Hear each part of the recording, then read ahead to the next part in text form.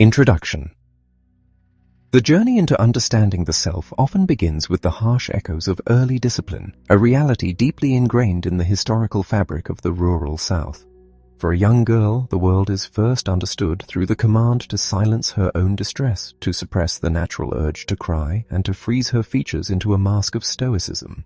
When physical punishment is the accepted method of correction, delivered by caregivers who believe they are acting out of love, a child quickly learns the bitter lesson of compliance. A vivid memory captures the essence of this brutal conditioning. A Sunday morning, a moment of innocent reverie while drawing water from a well, and the sudden explosive rage of a grandmother perceiving a transgression. The resulting physical beating is so severe that the child's skin welts, later bleeding through the crisp white fabric of a church dress. Yet, the aftermath holds no comfort, only further chastisement for the stained clothing and the demand to wipe away any trace of sorrow before stepping out into the world. This environment, where the slightest misstep, a spilled glass of water, a moment of restlessness, could summon the switch, fundamentally alters a child's psychological landscape. The ritual of punishment often extended to forcing the child to procure their own instrument of discipline, braiding thin branches together to ensure the blows would sting enough to satisfy the caregiver's intent. The necessity to bury the pain, to smile when the body aches, cultivates a hypersensitive awareness. The child becomes an expert at reading the subtle atmospheric shifts in the home, a change in tone, a darkening glance, anticipating the storm before it breaks. This is not necessarily the product of a malicious caregiver, but rather a generational inheritance of harsh child-rearing, rooted in the belief that physical breaking is required to make a child behave. The long-term consequence of such an upbringing is a deeply embedded trauma that manifests as conditioned compliance. A child raised to prioritize the pacification of an angry adult grows into an adult who instinctively prioritizes the needs and comforts of others over their own. It creates a world-class people-pleaser, someone who requires half a lifetime to decipher the concept of personal boundaries and to summon the courage to utter the word no. While these early emotional fractures can eventually forge a solitary, fierce independence, empowering one to become the master of their own fate, the initial damage is profound. Millions of individuals who endure similar beginnings navigate adulthood burdened by a silent, pervasive belief that their lives hold no inherent value. However, a profound awakening occurs when these deeply personal experiences are viewed through the lens of developmental neuroscience. The realization that the effects of childhood abuse and neglect are not merely emotional but fundamentally biological transforms the narrative of trauma. The human brain is a miraculous adaptive organ. It wires itself to survive the specific environment it is born into. When we understand how the brain reacts to early stress and terror, we begin to decode the seemingly inexplicable behaviors of our adult lives. This scientific perspective illuminates exactly how our past shapes our present, how it dictates our actions, our fears, and our relationship patterns. More importantly, this is where true hope resides. If the brain can adapt to survive trauma, it can also be recalibrated to heal, allowing us to rebuild our sense of self-worth and transform our lives. This intersection of deeply personal human experience and rigorous scientific inquiry represents a decades-long evolution in how society understands adversity. In the late 1980s, the study of how childhood trauma impacted the developing brain was an obscure niche in child psychiatry, largely ignored by the broader medical community which favored more dominant, politically accepted perspectives. Yet, a crucial dialogue began when the isolated world of academic neuroscience was drawn into the national spotlight. What began as a hesitant acceptance of an invitation to a brainstorming retreat in Indiana transformed into a vital crusade against child abuse. At that retreat, surrounded by passionate advocates like an attorney pioneering the tracking of child predators, the groundwork was laid for monumental legislative change. This collaboration directly influenced the drafting of the National Child Protection Act of 1991, eventually signed into law to establish a national database to monitor convicted abusers. This initial victory sparked a 30-year exploration into the profound complexities of stress, trauma, and human resilience. Through thousands of conversations and deeply moving personal testimonies broadcast to millions over a 25-year span, The hidden wounds of society were brought to the forefront. The exploration was vast, delving into the long-term impacts of dissociative disorders, traumatic loss, domestic violence, misogyny, and the rights of adopted children. Unprecedented moments of vulnerability, such as hundreds of men stepping forward to disclose their histories of sexual abuse, underscored a universal truth. Unaddressed adversity fundamentally alters human development. Yet alongside these stories of profound suffering emerged equally powerful testaments to post-traumatic growth. The creation of specialized educational institutions, like a leadership academy for disadvantaged girls in South Africa, demonstrated that even youths who have faced unimaginable poverty and community violence can cultivate immense resilience when immersed in a trauma-sensitive, developmentally aware environment. The culmination of this vast, decades-long exploration, translating the work of thousands of researchers across fields ranging from epidemiology to anthropology, is a monumental shift in perspective. It is an evolution encapsulated in a simple but revolutionary change in the questions we ask one another. For generations, the default approach to troubling behavior, emotional distress, or psychological struggle has been to ask, "What is wrong with you?" This question alienates the individual, implying a fundamental inherent flaw. However, pioneering therapeutic teams, such as those developing the sanctuary model, recognized that addressing childhood adversity required a far more compassionate inquiry. What happened to you?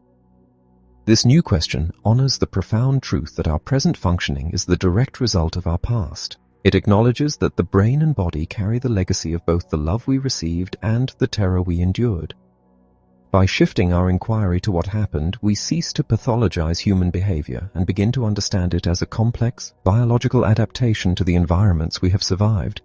Embracing this perspective is an invitation to explore the deep roots of our pain and our triumphs, offering every individual the necessary insight to step out of the shadows of their history and forge a more intentional, healed, and fulfilling life. Chapter 1. Making Sense of the World. Every year, millions of human beings arrive on this earth, each entering a completely unique set of cultural, social, and economic realities. Some are greeted by the ecstatic embrace of parents who have long dreamed of their arrival. Others are met with the harsh realities of poverty, the resentment of a mother who envisioned a different path, or the terrifying volatility of an abusive father. Yet, regardless of the environment that receives them, every single infant shares a profound, universal characteristic. They are born whole. In those first moments of conscious awareness, a newborn does not question their worth. They do not look at the world and wonder if they are enough, if they matter, or if they are deserving of love. They arrive simply in a state of wonder. However, with their very first breaths, they begin the lifelong process of attempting to make sense of their surroundings. They instinctively look for who will provide comfort, who will nurture them, and how their needs will be met. And it is in these earliest encounters that the human experience begins to sharply diverge. For many, life quickly introduces the bitter sting of neglect or the violent eruptions of a caregiver, fundamentally altering their perception of reality.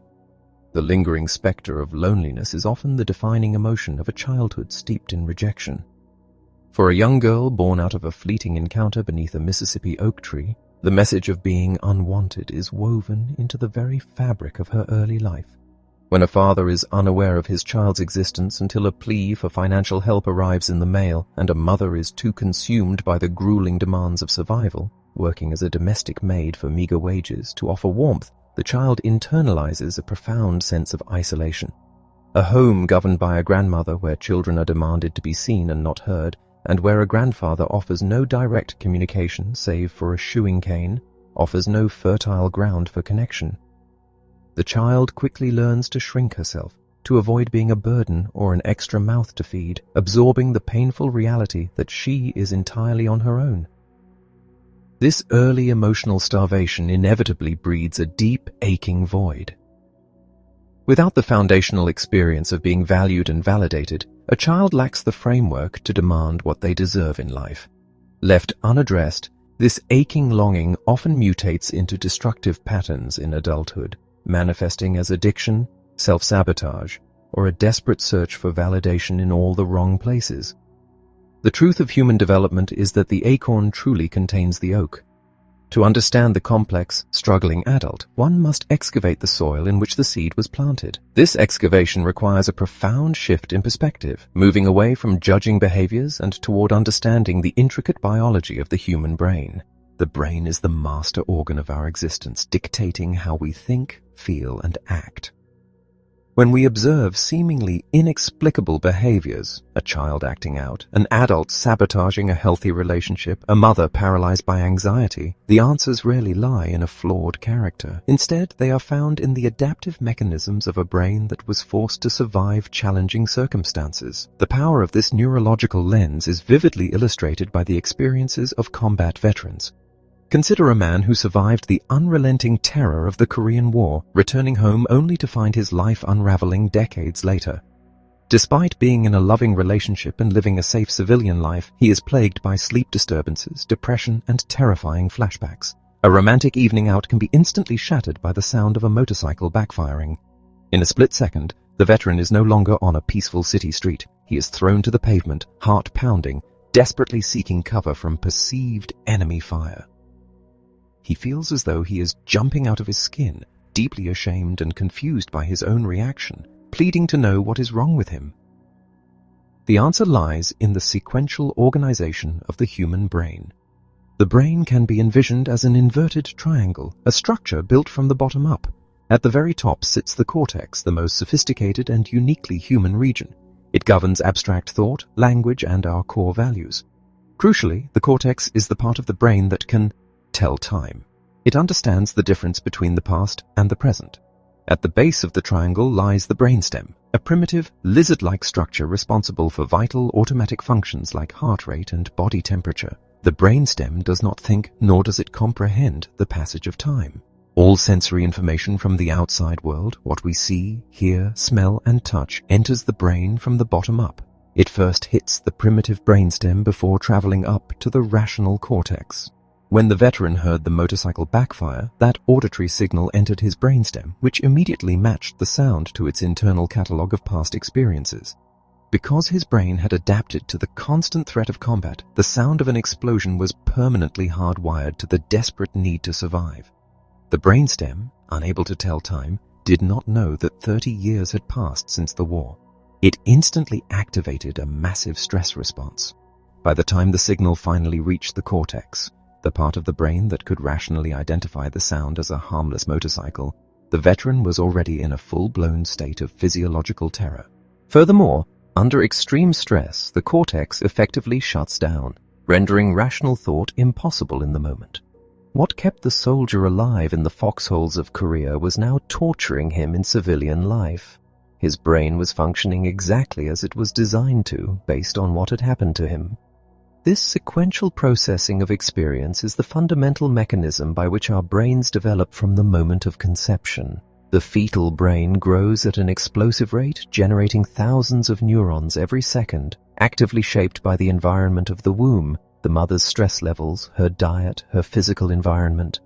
Upon birth, the infant is thrust into a chaotic sensory bath. The brain's immediate task is to categorize this overwhelming input, connecting sights, sounds, smells, and physical sensations that occur simultaneously. This continuous linking of sensory experiences forms the child's personal code book, the unique lens through which they will interpret the world. Because the brain is developing most rapidly in the first few years of life, these earliest experiences hold disproportionate power. Young children are exquisite barometers of their emotional climate. They may not understand complex language, but they fluently read the non-verbal cues of their environment. The tension in a room, the harsh tone of a voice, the exhaustion in a caregiver's posture. If a child grows up in a home vibrating with anger or threat, their developing brain wires itself to anticipate danger. If a father is violent, the child's brain associates the attributes of men with fear and pain.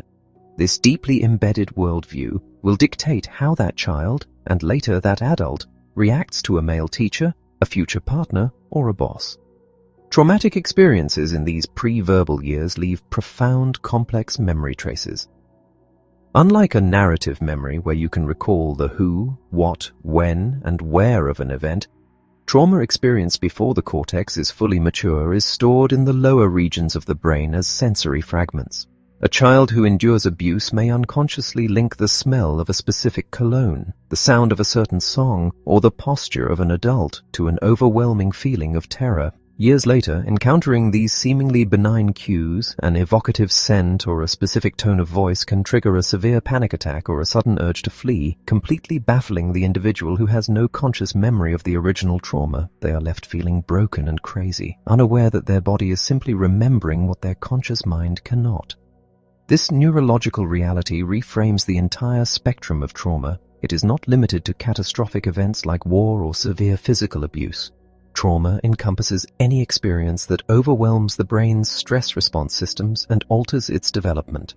For a child, the divorce of their parents can feel akin to a death, tearing away the foundational unit of their security. The introduction of a new, even well-meaning romantic partner into a child's life introduces massive novelty, forcing the child's brain to constantly assess this unknown entity for threat, resulting in a destabilizing shift in attention and emotional balance.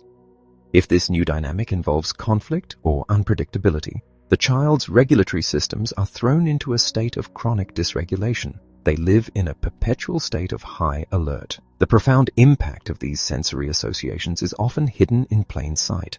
Consider the story of a 14-year-old boy in a residential treatment center. Removed from a severely neglectful home where he endured violence from an alcoholic father, the boy had bounced through a dozen foster placements. Finally settling into a therapeutic environment, he began to thrive, catching up academically and emotionally. However, upon transitioning to a new classroom with a male teacher, the boy's progress violently derailed. He exhibited sudden, inexplicable rage toward the teacher, resulting in severe physical outbursts that required physical restraint. Neither the boy nor the teacher understood the hostility. The boy simply insisted the teacher hated him. The mystery unraveled entirely by chance during a supervised visit between the boy and his biological father. The room hung heavy with the unmistakable scent of Old Spice aftershave, a scent the father used to mask the smell of alcohol. This same scent was the exact brand of deodorant worn by the new male teacher. The boy's lower brain had permanently linked the smell of Old Spice with the terrifying, unpredictable violence of his father. Every time the teacher approached to offer help, the boy's brainstem registered a life-threatening attack, bypassing his rational cortex and throwing him into a primal fight-or-flight rage. Once the teacher switched to an unscented deodorant, the evocative cue was removed, the boy's stress response settled, and the two forged a deeply positive relationship. We navigate our entire lives carrying these hidden catalogs of sensory memories. They shape our gut reactions, our instant dislikes, our deepest comforts, and our implicit biases. Our brains absorb the ambient beliefs of our families, communities, and media, hardwiring our expectations of who is safe and who is dangerous, who belongs and who is an outsider. We elicit from the world exactly what our early programming has conditioned us to project into it. To untangle the frustrating, painful, and confusing patterns of our adult lives, we must look past the surface behaviors and ask the only question that can lead to true understanding. What happened to you? Chapter 2. Seeking Balance. The fundamental drive of all living things is the pursuit of equilibrium. From the cellular level to the most complex cognitive processes, the human organism is engaged in a continuous, quiet struggle to maintain a state of internal balance. This biological imperative, known as homeostasis, is the invisible engine of our survival. When we are too warm, we sweat. When we are depleted, we hunger. Yet this delicate balancing act extends far beyond our physical needs. Our emotional and psychological landscapes are equally tethered to this primal drive. We are constantly monitoring our internal environment, seeking to soothe distress, ease anxiety, and return to a baseline of calm. To understand human behavior, particularly behavior that appears destructive or baffling, we must first recognize that almost every action is, at its core, a profound attempt to self-regulate and find balance in a world that frequently knocks us off-center. The blueprint for this regulation is drafted long before we draw our first breath. Within the womb, a developing fetus is enveloped in a symphony of rhythm. The steady rhythmic thumping of the mother's heart, the gentle sway of her walking, the predictable cadence of her breathing. These are the first sensory inputs, the forming brain registers. The primitive brainstem, Building its foundational neural networks permanently links these rhythmic patterns with the feeling of safety, warmth, and nourishment. This is why, across every culture on the globe, a distressed infant is instinctively comforted by rocking, swaying, and patting. We hold the child to our chest, allowing them to hear our heartbeat, replicating the original, ultimate environment of safety. Rhythm is inherently regulating because our deepest biology recognizes it as the absence of threat. However, when a child's early environment is characterized by unpredictability, chaos, or terror, the brain's core regulatory networks are profoundly compromised. The baseline is fundamentally altered. If the caregivers who are meant to provide soothing rhythm are instead the source of erratic outbursts or terrifying neglect, the child's alarm system becomes chronically activated. They are thrown into a perpetual state of dysregulation. Their resting heart rate is elevated. Their stress hormones are continually surging. They walk through the world bracing for impact, their brains forever poised on the edge of the fight, flight, or freeze response. For a child carrying the weight of unhealed trauma, the world is overwhelmingly loud, fast, and dangerous. They are entirely consumed by the exhausting task of merely surviving the present moment, leaving no neural resources available for learning, connecting, or simply being a child. This chronic dysregulation demands an outlet. When the internal pressure reaches a breaking point, the individual must find a way to bleed off the anxiety and force the body back toward a semblance of balance. If healthy regulatory tools, like a safe relationship, a calming physical activity, or an artistic pursuit, are unavailable or never learned, the brain will inevitably turn to whatever is accessible. This is the crucial lens through which we must view behaviors that society typically labels as bad or self-destructive. Substance abuse, binge eating, self-harm, and even seemingly irrational outbursts of aggression are rarely signs of moral failing or inherent badness. Rather, they are desperate, maladaptive attempts at self-medication. The drug, the food, or the intense physical sensation of a cut provides a momentary, powerful biochemical shift. It forces a temporary state of numbness or relief upon a brain that is otherwise drowning in distress. It is a brilliant, albeit tragic, survival mechanism executed by an organism that sees no other way to survive its own internal chaos. The tragedy of these maladaptive coping mechanisms is that they eventually become their own source of profound imbalance, creating a devastating cycle of shame and further dysregulation. The individual is judged for the very behavior that is keeping them emotionally tethered to the earth.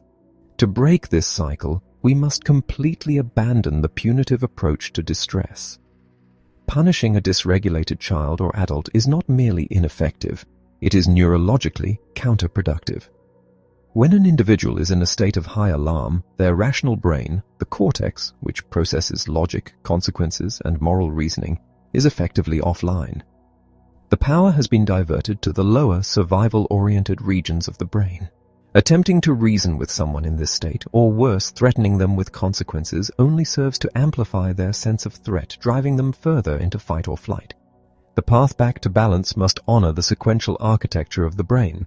Before we can reason, we must relate, and before we can relate, we must regulate. We must first address the primitive brainstem by introducing patterned, repetitive, rhythmic activities that signal safety to the body. This might be walking, deep breathing, drumming, or simply sitting quietly in a safe space. Only when the lower brain feels secure will it allow the higher relational parts of the brain to come online. At this point, the power of human connection becomes paramount. We are a profoundly social species. Our most potent regulatory tool is the presence of another calm, safe, and attuned human being. This is known as co-regulation. A calm adult can literally lend their regulated nervous system to a chaotic child, anchoring them in the storm. True healing, therefore, is not about erasing the traumatic memories or entirely removing stress from one's life. It is about expanding an individual's capacity to tolerate distress without losing their equilibrium. It is the slow, patient work of building a repertoire of healthy, rhythmic, and relational tools that can be summoned when the world inevitably tilts. By understanding that we are all, at our core, simply seeking balance, we replace judgment with profound empathy. We begin to see the struggling adolescent not as defiant, but as disorganized, the addicted adult not as weak, but as overwhelmed. In making this fundamental shift, we open the door to genuine connection, offering the one thing every dysregulated brain is desperately seeking: a safe harbor. Chapter 3. How We Were Loved. Observation often reveals the quietest, most profound truths about human connection. From behind a one-way mirror, watching a mother named Gloria interact with her 3-year-old daughter Tilly, the complexities of generational trauma and the slow, delicate process of healing were laid bare. Gloria was a product of a fractured system. Removed from her own family at 6, she had been passed through a gauntlet of foster homes, schools, and communities, her deep-seated trauma misunderstood by every adult tasked with her care. By the time she aged out of the system at 18, she was self-medicating with drugs, heavily pregnant, and entirely alone. When Tilly was eventually removed from her care, the child was placed with Mama P, a fiercely loving foster mother whose capacity for compassion extended far beyond the children in her home. Mama P understood that Gloria, though chronologically an adult, was emotionally a neglected child. She invited Gloria into Tilly's life, offering the young mother the very nurturing she had been denied. During one observed visit, a moment of tension erupted when Gloria offered her daughter a piece of candy. A newly assigned caseworker, aware that Tilly was pre-diabetic, immediately condemned the action as abusive. Yet Mama P's protective intervention illuminated the profound reality of Gloria's actions. For Gloria, candy had been the closest proxy for affection during her own turbulent time in foster care. She was offering her daughter the only version of love she had ever known. Instead of punishing or shaming a mother who was desperately trying to connect, the therapeutic team provided sugar-free candy and gentle education. This compassionate approach, meeting Gloria with the love she needed to become a loving parent, sparked a transformation. Supported by Mama P, Gloria pursued an education and learned how to build a safe, stable life for her daughter. This transformation is rooted in neuroplasticity, the brain's remarkable ability to physically change and adapt in response to specific experiences. Just as practicing a musical instrument strengthens the neural networks required to play it, the capacity to love and be loved requires stimulation. If an individual has never been the recipient of nurturing care, the neural pathways that facilitate love remain dormant and undeveloped. Yet the brain's enduring plasticity offers immense hope. Through consistent, patient, and loving interactions, even those who have suffered the deepest emotional starvation can cultivate the capacity to give and receive love. The universal longing for this connection is echoed in nearly every human interaction, whether speaking with global leaders, celebrated artists, or everyday individuals navigating profound hardship. A single, unifying vulnerability inevitably surfaces at the conclusion of any deep conversation: the desperate need for validation. The lingering question, "How did I do? Was I okay?" is a universal plea to be seen, heard, and affirmed. It is the purest expression of the human desire to matter, an ache that invariably traces back to the foundation of our earliest relationships and the precise manner in which we were loved. For an infant, love is not a theoretical concept. It is a tangible action. It is the warmth of skin, the soothing cadence of a voice, and the prompt, attentive response of a caregiver to a cry of distress. When a hungry or frightened baby is consistently comforted, their developing brain wires a profound association between human connection, regulation, and reward. These thousands of microscopic interactions build the fundamental architecture of the brain, forging a worldview that perceives people as safe and the world as a welcoming place. Conversely, when these cries are met with absence, unpredictability, or aggression, the brain's core regulatory networks are thrown into disarray. The child is conditioned to anticipate threat, laying a fragile, sensitized foundation that will govern their physical and emotional health for the rest of their lives. The most enduring bonds and the most potent moments of healing do not always require vast stretches of time. They are often forged in fleeting, fully present interactions. The profound weight of these small moments is perfectly captured in the memory of a young girl whose mother was dying. Despite a lifetime of elaborate family vacations and grand gestures, the memory the child cherished most was a quiet 2 a.m. encounter in the kitchen, sharing a bowl of cereal with her mother. In that brief window of time, the mother was entirely present, fully engaged, and completely attuned to her daughter. These brief, concentrated doses of connection are the true glue of human relationships. Understanding the concept of therapeutic dosing is vital when addressing the deep wounds of trauma. A child who has survived unimaginable horror cannot process their pain in long, overwhelming sessions. The brain, prioritizing survival, will actively shut down to protect the individual from the sheer intensity of the memory. Healing occurs in brief, patient moments, a fleeting conversation, a gentle reassurance from a cashier who shares a passing resemblance to a lost loved one, a few minutes of quiet coloring. It is through thousands of these small, controllable visits to the emotional wreckage that a shattered worldview is slowly rebuilt. The devastating consequences of persistent, inescapable trauma are starkly visible in the physiology of the stress response. Consider a young boy who endured the horrors of a brutally abusive foster home, where the children were managed through terror, starvation, and forced exhaustion. When the boy finally resisted a command to run up and down a flight of stairs, the resulting violent altercation left him with a severe head injury and plunged him into a coma. Even while unconscious, his body's deeply embedded trauma responses remained fiercely active. When exposed to the scent of his biological father, who had subjected him to a different kind of inescapable terror early in life, the boy's heart rate plummeted, reflecting a profound dissociative state, a primitive biological retreat into numbness. Yet, when exposed to the scent of the foster father whose violence had put him in the hospital, his heart rate wildly accelerated, his body thrashing in a primal fight-or-flight arousal response. His brain, bypassed of all rational thought, was reacting entirely on the sensory memories of fear stored in its lowest regions. This biological reality underscores the continuum of the human stress response. When confronted with the unknown or the threatening, our initial instinct is to flock, to look to others for social cues and safety. If the threat persists, we freeze, attempting to localize the danger. Only as the terror escalates do we resort to flight or, ultimately, fight. For children trapped in abusive environments where fighting or fleeing is impossible, the brain executes a brilliant, tragic adaptation: dissociation. They learn to psychologically sever themselves from the present moment, retreating into an inner fortress while their bodies endure the inescapable reality. These adaptive mechanisms, forged in the crucible of trauma, inevitably dictate an individual's state of functioning. A brain chronically marinated in fear operates entirely differently than one anchored in safety. When the lower, survival-oriented regions of the brain commandeer the system, the rational cortex, the seat of logic, reflection, and emotional regulation, is effectively shut down.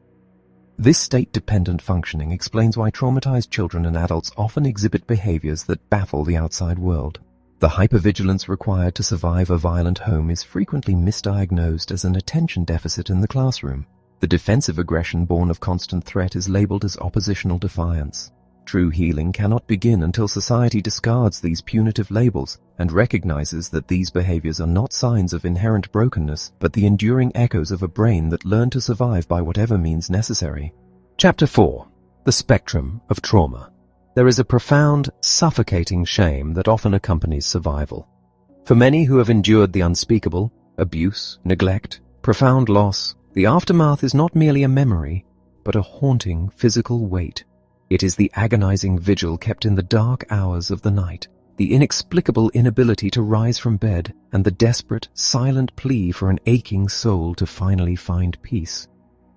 When an individual looks at the world through a prism of pain, watching others seemingly bounce back from the ordinary tragedies of life, breakups, job losses, disappointments, a devastating conclusion often takes root. They believe their inability to get over it is a fatal flaw in their own character. They learn to soldier on, wearing a mask of competence while internally battling the terror of their own history. Yet, when this pain is left unexamined, it mutates. The havoc wreaked by unresolved emotional shock rarely remains hidden forever. It surfaces as addiction, severe anxiety, explosive rage, and a repetitive cycle of shattered relationships. Beneath all of these seemingly destructive behaviors lies a singular, universal despair, a deeply embedded belief in one's own unworthiness. There is a vast chasm between conceptually believing one deserves happiness and truly knowing, at the core of one's being, that one is worthy of it. The scale of this hidden suffering is staggering. Modern epidemiological research reveals that the majority of adults walk through life carrying the invisible scars of early adversity. Well over half of the population has endured at least one significant adverse childhood experience, and a vast number have survived multiple overlapping traumas. These are not merely statistics. They represent millions of individuals navigating daily life, work, and parenting through a sensitized, easily triggered neurological lens. However, despite the growing cultural awareness of these statistics, the word trauma itself remains notoriously difficult to pin down. It is often used casually to describe any unpleasant event, blurring the lines between typical human struggle and profound neurological injury. To truly comprehend the spectrum of trauma, one must recognize that an event itself does not dictate the trauma. The trauma is defined by the individual's physiological and psychological experience of that event. Consider the eruption of a fire within an elementary school. For the seasoned firefighter arriving on the scene, the flames represent a controllable, predictable challenge. Her stress response systems activate moderately, allowing her to execute her training efficiently. For her, the fire is not a trauma, it is a resilience-building experience. For a fifth grader safely evacuated to the far end of the campus, the event might provoke a temporary spike in anxiety, an acute stress reaction that fades as soon as he is reunited with his family. Yet for the first grader trapped in the burning classroom surrounded by smoke and overwhelming terror, the fire is a catastrophic assault on his developing nervous system. His stress response is pushed to the extreme, leaving his neurological baseline permanently sensitized. 3 different individuals endure the exact same event, but only one walks away traumatized. True trauma, therefore, is an intricate combination of the event itself, the subjective experience of the terror, and the enduring, long-term effects on the mind and body. The attempt to quantify this suffering led to the groundbreaking Adverse Childhood Experiences AC studies, which successfully mapped a direct, undeniable correlation between childhood adversity and the most severe health crises of adulthood, including heart disease, autoimmune disorders, addiction, and suicide. While this research fundamentally shifted how society views early trauma, focusing solely on a numerical score provides a dangerously incomplete picture. An adversity score is merely a superficial glance. It cannot tell the whole story. A high score does not guarantee a life of dysfunction, just as a low score does not ensure emotional health. What this simple tally misses are 2 of the most critical variables in human development: the protective power of relational health and the precise timing of the inflicted pain. The human brain grows at its most explosive, foundational rate during the earliest moments of life. Because of this sequential, bottom-up development, the timing of adversity dictates the depth of the neurological fracture. If an infant endures profound neglect, chaos, or abuse during the first 2 months of life, a time when the core regulatory networks are furiously organizing, the structural damage is severe. Even if that infant is subsequently placed in a perfectly loving, nurturing environment for the next 12 years, their baseline risk for emotional and physical struggle remains higher than a child who received safe, attentive care for their first 2 months, only to endure a decade of severe trauma afterward. The foundation of the brain dictates the stability of the house. When the earliest moments of existence are defined by terror, the individual is biologically primed to anticipate a hostile world. Healing these deep foundational fractures requires an immense understanding of how the brain actually processes traumatic memory. When a child's worldview is shattered by violence or loss, they are left shipwrecked, desperately trying to assemble the broken pieces of their reality. The instinct of those who love them is often to force a comprehensive reckoning, encouraging the traumatized individual to talk through the horror in order to get it out. However, when the nervous system is highly sensitized, direct, prolonged confrontation with the traumatic memory does not heal, it overwhelms. When a father gently but persistently tries to coax his young son into discussing the recent murder of his mother, the child's brain does not process the conversation rationally. The evocative cues plunge the child back into the inescapable terror of the event. The higher logical brain shuts down, and the primitive brain takes over, driving the child into a frantic physical panic, a primal need to flee the conversation. Healing does not occur in overwhelming floods. It happens in microscopic, controllable drops. It requires therapeutic dosing. A traumatized brain can only tolerate visiting the wreckage of its past for a few fleeting seconds before it must retreat to safety. A 5-second interaction with a stranger who shares a passing resemblance to a lost loved one, where a child can state a painful truth and receive instant, calm validation, provides a profound moment of neurological reorganization. Through thousands of these tiny, patient, fully present interactions, woven into the fabric of everyday life with safe family, friends, and community, the shattered worldview is slowly, painstakingly rebuilt. The individual sifts through the wreckage on their own terms, moving the fragmented memories to a new, secure place in their mind. When this therapeutic processing is unavailable, or when the trauma is too overwhelming, the fragmented memories solidify into the rigid architecture of post-traumatic stress disorder. The mind, desperate to make sense of the senseless, replays the horror through intrusive flashbacks and nightmares. The individual, seeking to regain control over a world that proved dangerously unpredictable, develops severe avoidant behaviors. If the original trauma was inflicted by a caregiver, the survivor will inevitably perceive emotional intimacy as a life-threatening vulnerability, unconsciously sabotaging the very relationships they desperately crave. The world loses its color, plunging the individual into the exhaustion and detachment of depression. All the while, the core regulatory networks remain locked in a state of hyperarousal, leaving the survivor perpetually anxious, easily startled, and unable to rest. The manifestation of this physiological terror is entirely dependent on how the individual's brain initially adapted to survive the threat. For the veteran whose nervous system was hardwired by the explosive sounds of combat, a sudden loud noise triggers a massive surge of adrenaline, preparing the body to fight or flee. Yet, for the refugee who survived the inescapable slaughter of her family by retreating into the numbness of dissociation, that exact same sound triggers a devastating physiological collapse.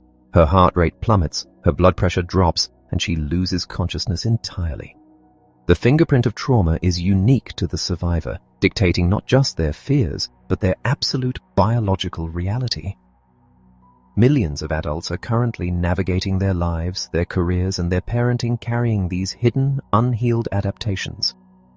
Recognizing the spectrum of this suffering requires a fundamental shift in our collective humanity, a movement away from demanding to know what is wrong with an individual, and a gentle, patient willingness to uncover what they have survived.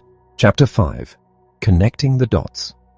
The invisible echoes of the past often manifest as inexplicable anxieties in the present. An adult, otherwise secure and accomplished, might find themselves utterly terrified of sleeping alone, driven to flee a secure high-rise apartment for the anonymity of a hotel room simply to escape an impending sense of doom. This seemingly irrational terror is rarely a malfunction of the mind. Rather, it is a survival mechanism functioning out of context. The breakthrough in understanding such fears frequently comes from unexpected places. Reading about a school principal who refused to chain the doors after a local tragedy, knowing that the chains themselves would become a daily, traumatizing reminder of danger, can suddenly unlock a deeply buried childhood memory. It can unearth the recollection of a night shattered by a grandfather's dementia-fueled violence and a grandmother's desperate defense of hanging tin cans on a bedroom doorknob to serve as an alarm. The child, lying awake in the dark, straining to hear the rattle of the cans, learns that hypervigilance is the absolute price of survival. Decades later, the physical threat is entirely gone, but the nervous system's rigid conditioning remains. Recognizing this link, connecting the dots between a present-day trigger and a historical adaptation, is the first crucial step toward regaining control. It provides the necessary space to step back, observe the physiological reaction, and choose a conscious path forward rather than defaulting to a primitive fear response. This process of connecting the dots extends far beyond our individual lifespans, requiring us to examine the profound impact of transgenerational trauma. We must ask not only what happened to us, but what happened to those who came before us. Fear, it turns out, can be passed down through generations. This transmission is not necessarily a matter of genetics, but of profound, inescapable emotional contagion. Consider a deep, seemingly baseless terror of dogs. This fear might not stem from a personal childhood attack, but from a historical nightmare, the deliberate use of hounds to hunt, discipline, and terrorize enslaved ancestors, a brutal tactic later echoed during civil rights struggles. When a parent carrying this inherited trauma unconsciously tightens their grip on a child's hand or crosses the street at the sight of a dog, the child's neurobiology absorbs that terror. The parent's historical trauma seamlessly becomes the child's present reality. Family patterns, deeply ingrained pathologies, and unspoken beliefs are passed down with the same certainty as physical characteristics. The vehicle for this cultural and familial transmission is the human cortex, the highly malleable, uniquely human region of the brain responsible for abstract thought, values, and language. The cortex is the organ of socio-cultural evolution, allowing us to pass down the accumulated wisdom of humanity, our art, our compassion, and our innovations. However, its sponge-like, use-dependent nature means it also absorbs the toxic elements of our environment. Prejudices, implicit biases, and the architecture of systemic racism are not innate. They are learned behaviors, woven into the neural pathways through repetitive exposure to a society's spoken and unspoken rules. The brain constantly relies on shortcuts to categorize a complex world, and if those shortcuts are built on a foundation of historical oppression or marginalized threat, the resulting worldview will be fundamentally skewed. Disrupting this cycle requires immense intentionality. It demands that we consciously curate the environments, media, and relationships we expose the next generation to, ensuring that the legacy they inherit is one of broad human connection rather than narrow division. This deep biological need for connection underscores a vital truth. The artificial separation of physical and mental health completely ignores the reality of human neurobiology. The medical community often dismisses trauma-related physical symptoms, such as chronic abdominal pain or severe sleep disturbances, as merely psychosomatic or all in the head. Yet, when viewed through a trauma-aware lens, it becomes clear that these physical ailments are the direct result of a sensitized, dysregulated stress response system. Our biology and our psychology are inextricably linked. Belonging is quite literally biology. A lack of connectedness, marginalization, and social isolation destroy our physical health just as surely as any disease. Because all sensory information enters the brain from the bottom up, hitting the primitive, survival-focused brainstem before ever reaching the rational cortex, our attempts to connect and communicate must strictly honor this biological sequence. You cannot reason with a dysregulated nervous system. The sequence of engagement is an absolute neurological mandate. We must first regulate, then relate, and only then reason.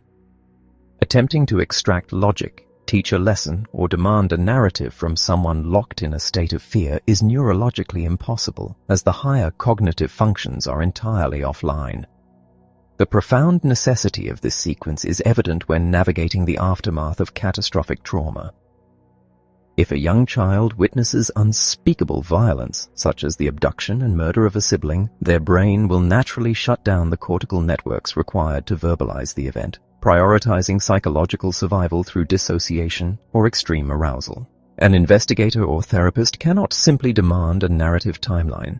The adult must actively bridge the massive power differential, stepping into the child's physical and emotional world to establish safety.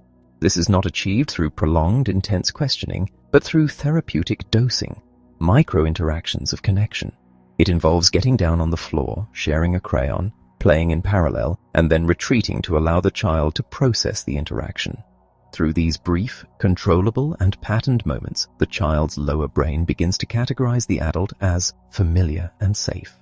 Only when the child's nervous system is regulated and a relational bond is established can the cortex fully come online, allowing the fragmented memories of the trauma to be safely accessed and shared.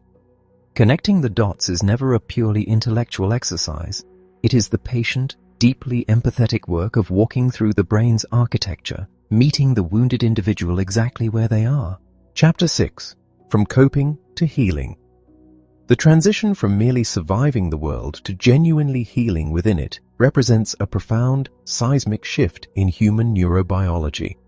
When a developing brain has spent its most formative years fiercely defending itself against an unpredictable and hostile environment, the very concept of safety is entirely alien.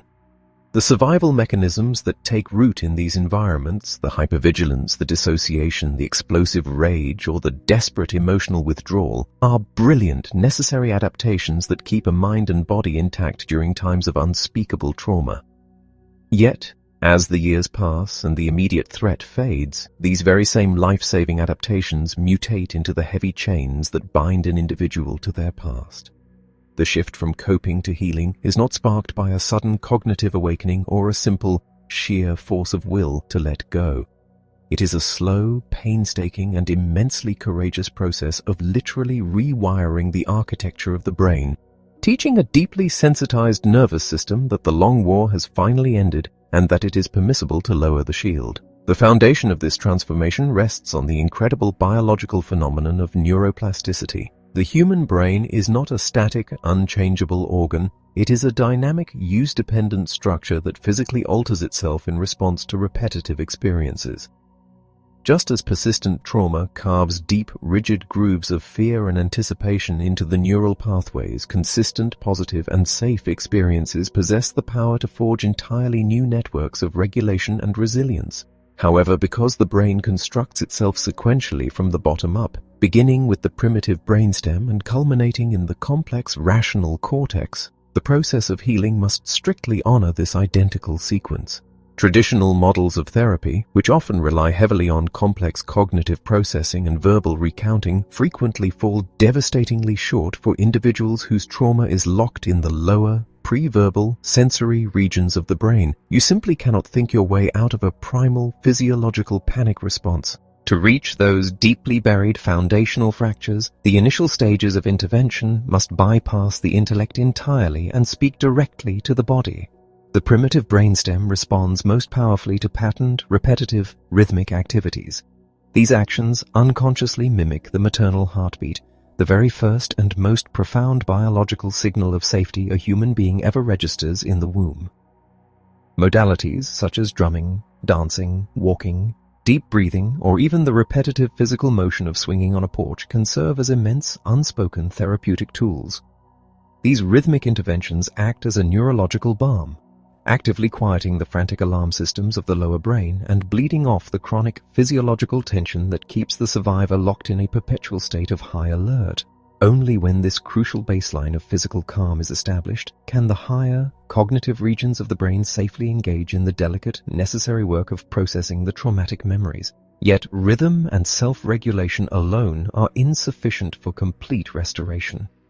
The human organism is inextricably wired for connection, and true, lasting healing is fundamentally a relational process. Because the deepest injuries inflicted by profound neglect, physical abuse, or betrayal are, at their core, relational traumas. The ultimate cure must also be relational. The most powerful known buffer against the devastating biological effects of toxic stress is not a medication, a specialized facility, or a specific therapeutic technique.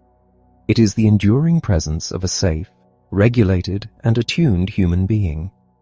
When a traumatized individual experiences a profound moment of genuine connection, when they feel entirely seen, deeply heard, and valued without the shadow of judgment, their nervous system physically absorbs that safety.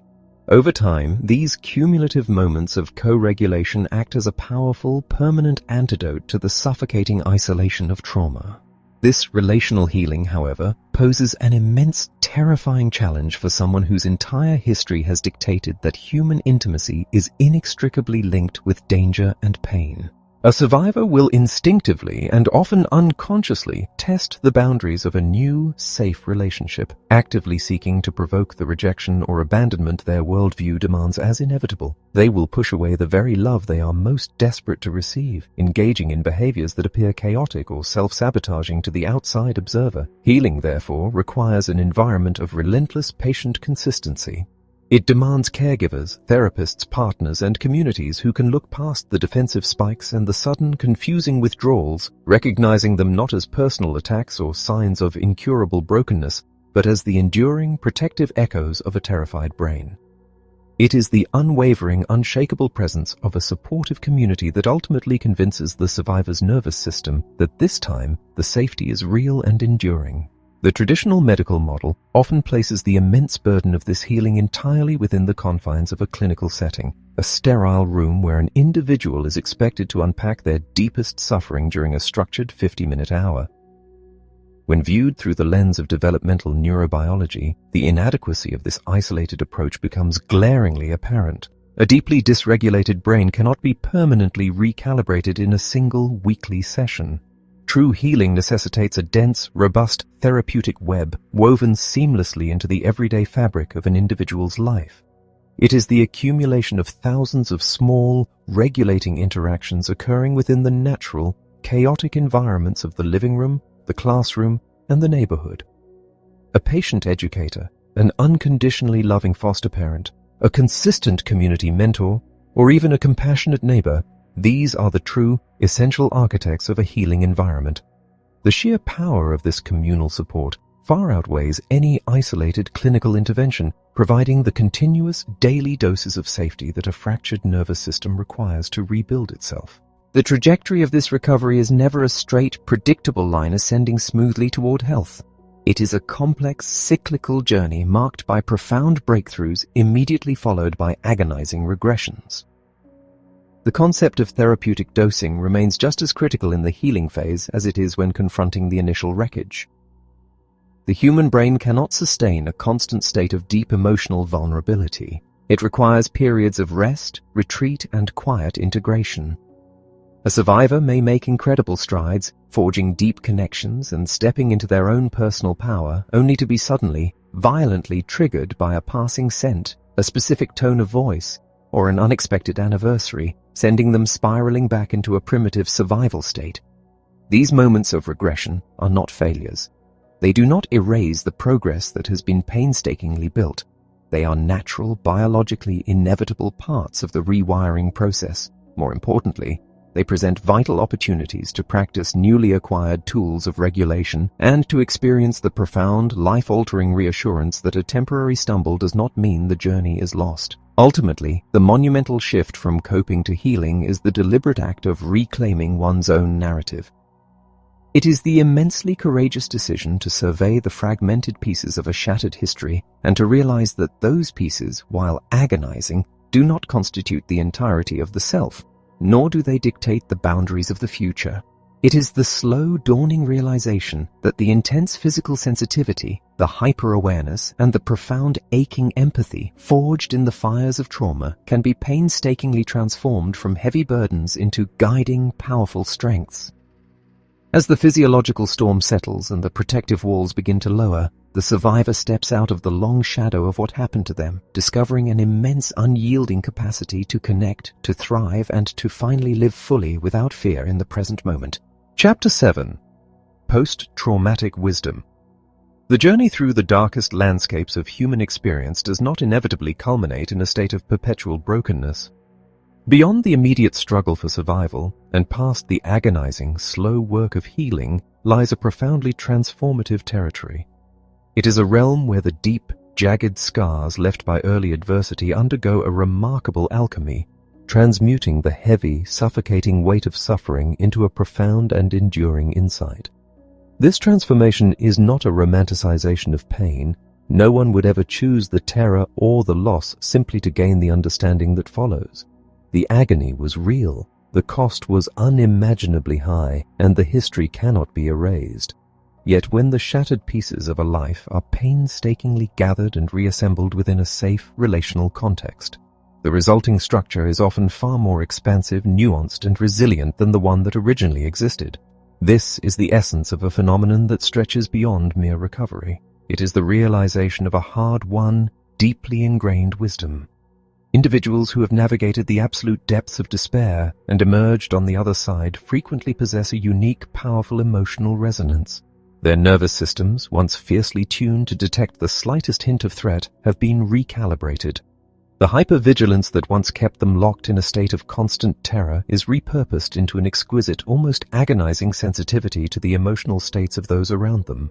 Having intimately known the suffocating silence of being unheard and the freezing isolation of being unseen, they develop an unparalleled capacity to recognize these silent agonies in others. This empathy is not a superficial cognitive understanding of pain, it is a visceral biological recognition.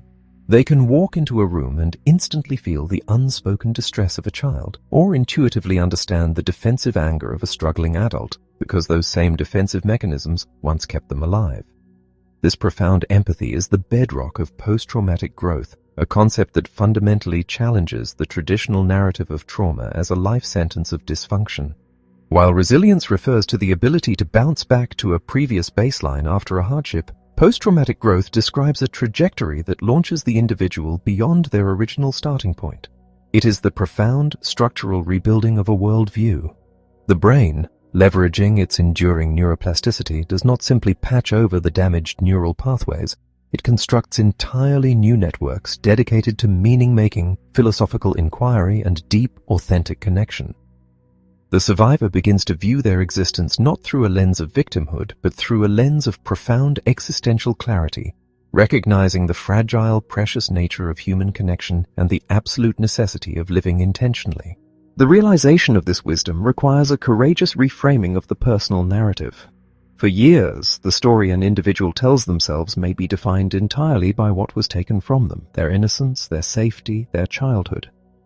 The turning point occurs when the narrative shifts from the passive endurance of tragedy to the active, intentional creation of a meaningful present.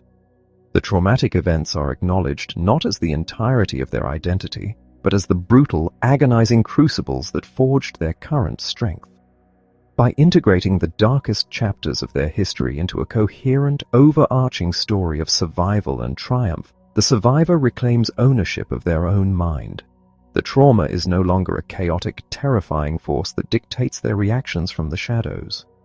It is a known, understood part of their landscape, integrated into a life that is fundamentally driven by purpose. This hard-won wisdom carries an immense transformative power when it is turned outward toward the community. Those who have cultivated this depth of understanding frequently become the quiet, unshakable anchors in their families, their workplaces, and their neighborhoods. They are uniquely equipped to provide the precise type of non-judgmental, unconditionally validating presence that is required to heal dysregulated nervous systems. Because they intimately understand the long, non-linear, and often frustrating nature of the healing process, they do not demand immediate compliance or perfectly rational behavior from those in distress. Instead, they offer the profound, regulatory gift of patience. Their very presence becomes a therapeutic intervention, a living testament to the fact that the most devastating cycles of generational trauma can be broken. Ultimately, the emergence of this wisdom is the greatest defiance against the forces that originally caused the harm.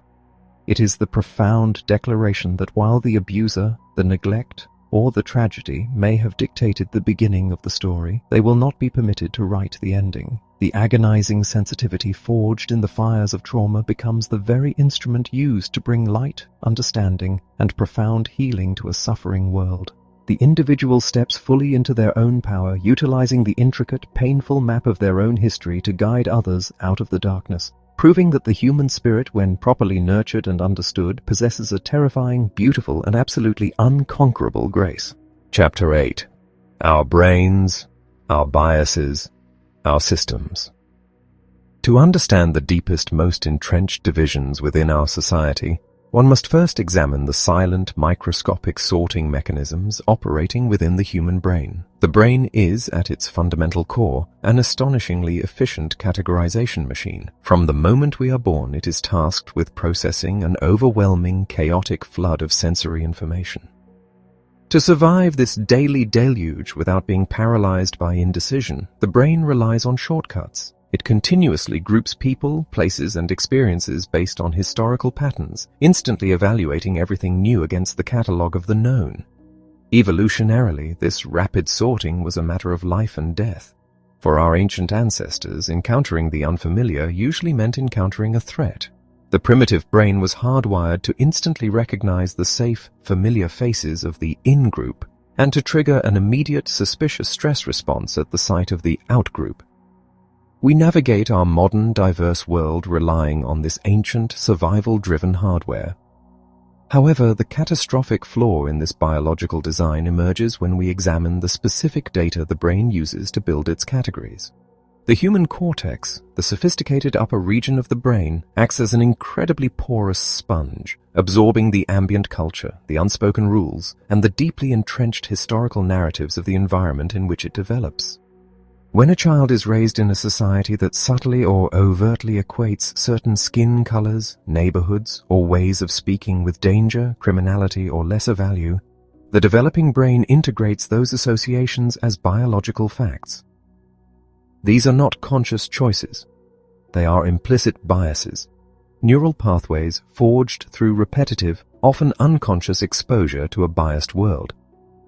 An individual may consciously hold egalitarian values, yet their lower primitive brain still executes a split-second threat response when encountering someone who fits the societal profile of the other.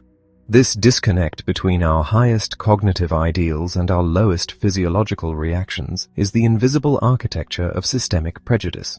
The consequences of this biological sorting are devastating when magnified to the scale of societal institutions.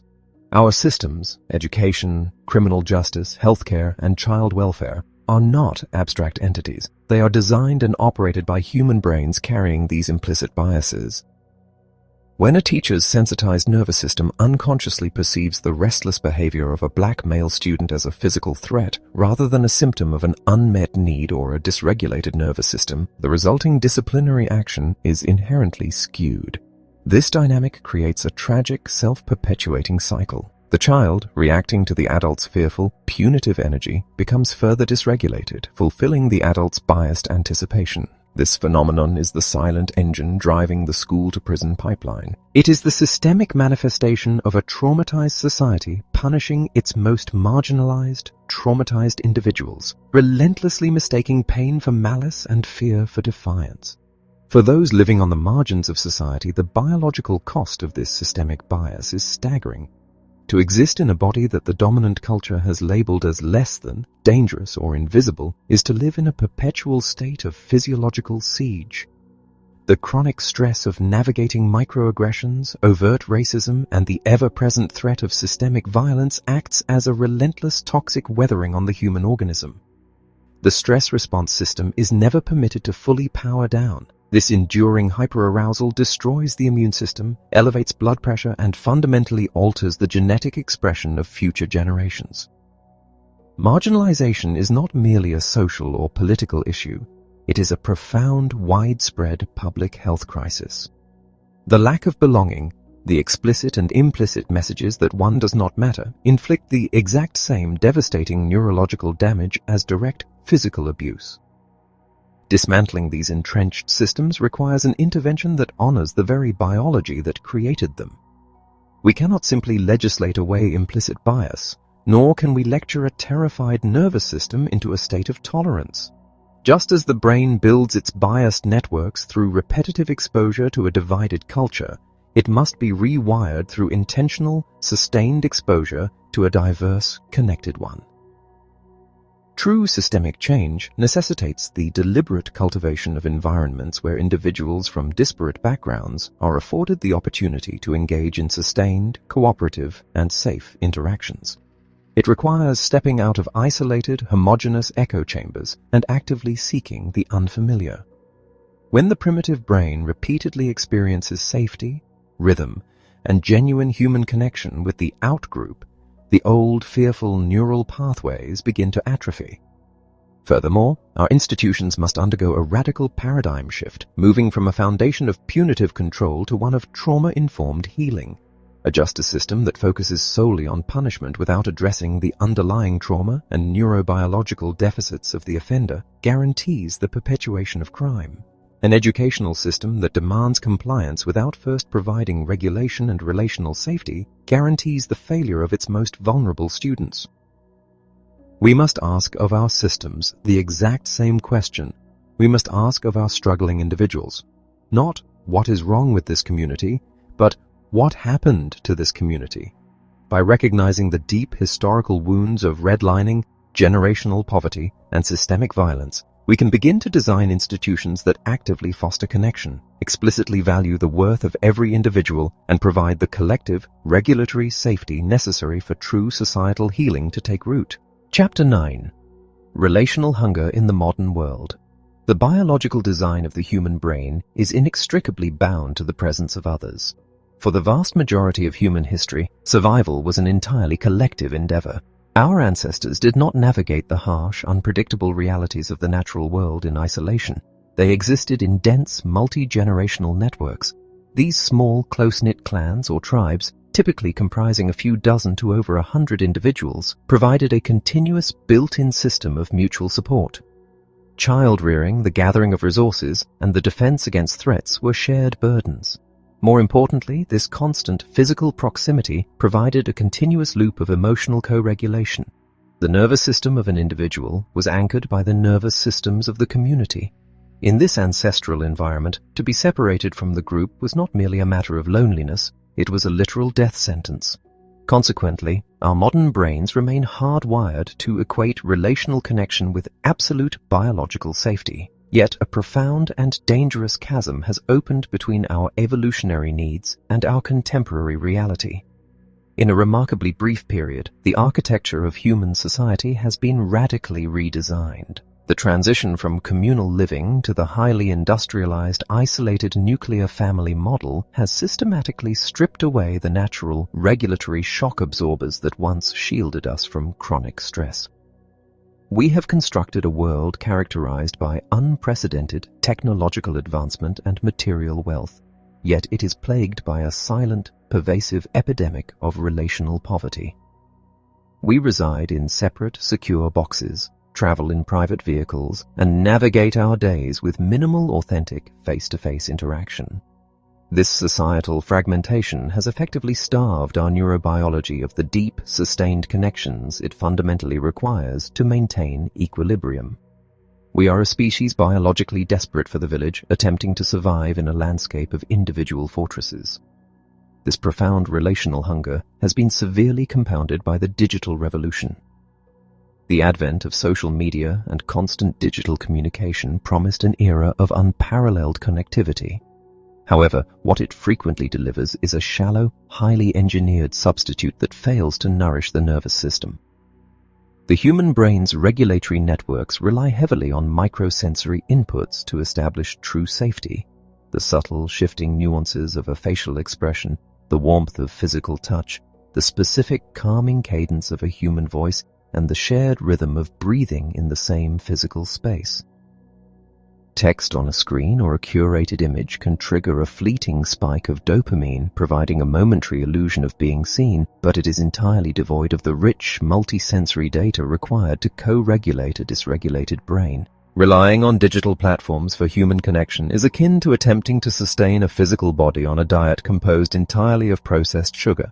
The immediate craving may be temporarily quieted, but the organism remains fundamentally malnourished and increasingly fragile. The devastating impact of this relational starvation is most starkly visible in how modern society processes adversity and trauma.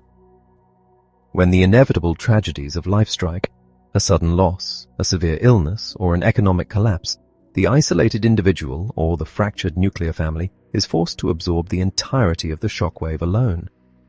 Without a robust, therapeutic web of grandparents, consistent neighbors, accessible mentors, and deeply invested friends, the nervous system quickly becomes overwhelmed.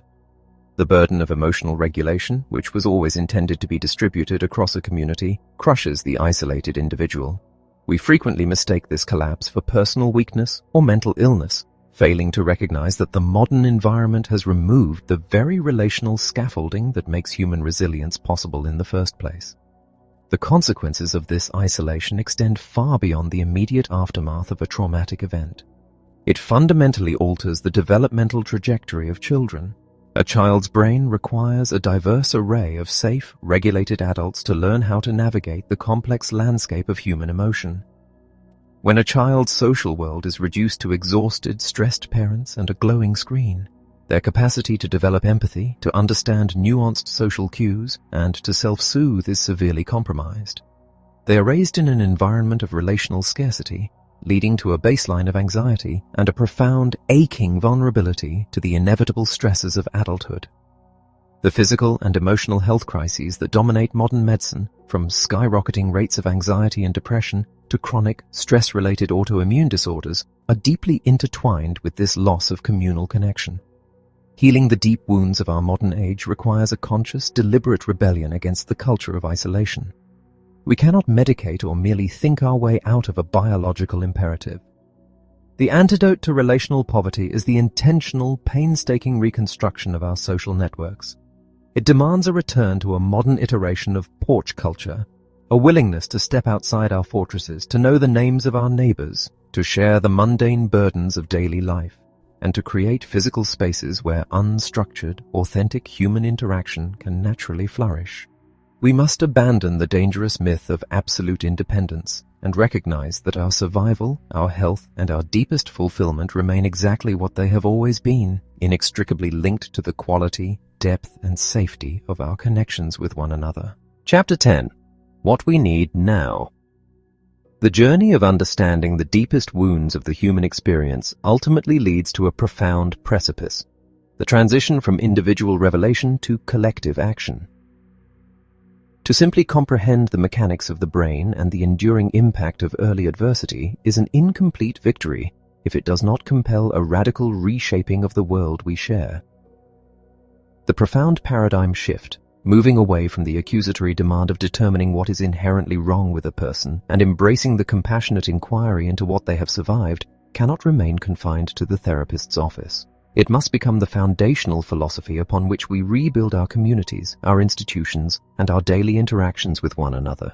The realization that every individual is carrying a complex, often invisible history of adaptations demands a fundamental re-evaluation of how we govern, educate, and heal. This imperative for systemic change strikes at the very heart of how our societal structures currently operate.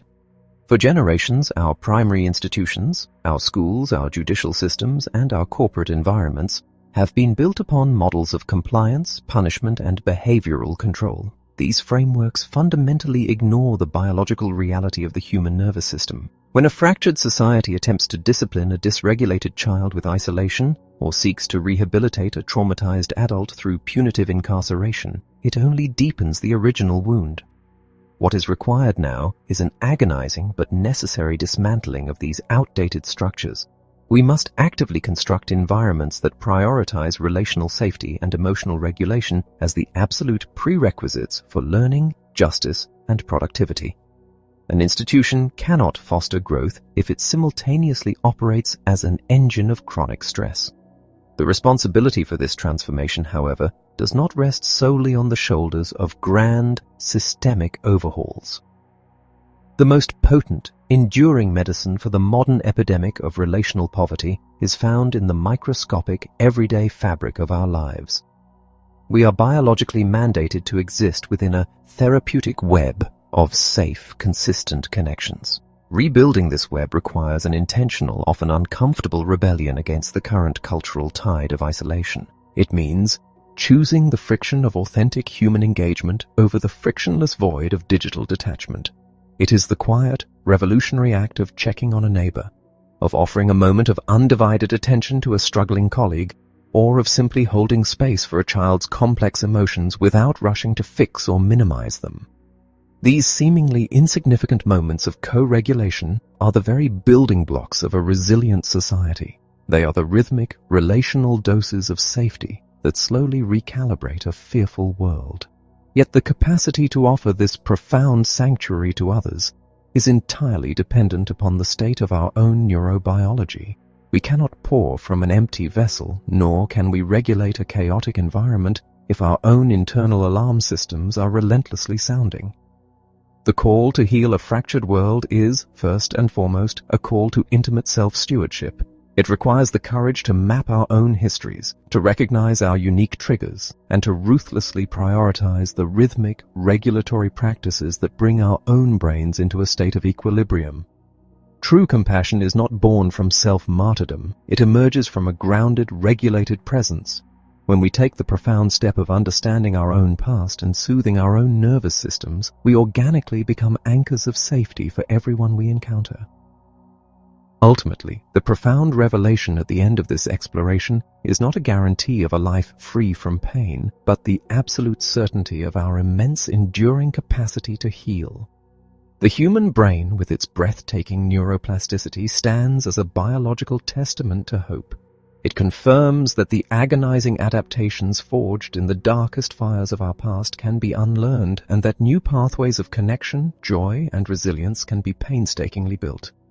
The deepest, most enduring truth of our existence is that we are wounded in relationship, and we must heal in relationship. By extending grace to ourselves and answering the profound hunger of our communities with unwavering, attuned presence, we reclaim the narrative of our shared humanity. We step forward not as isolated victims of our histories, but as interconnected architects of a wiser, more deeply empathetic world.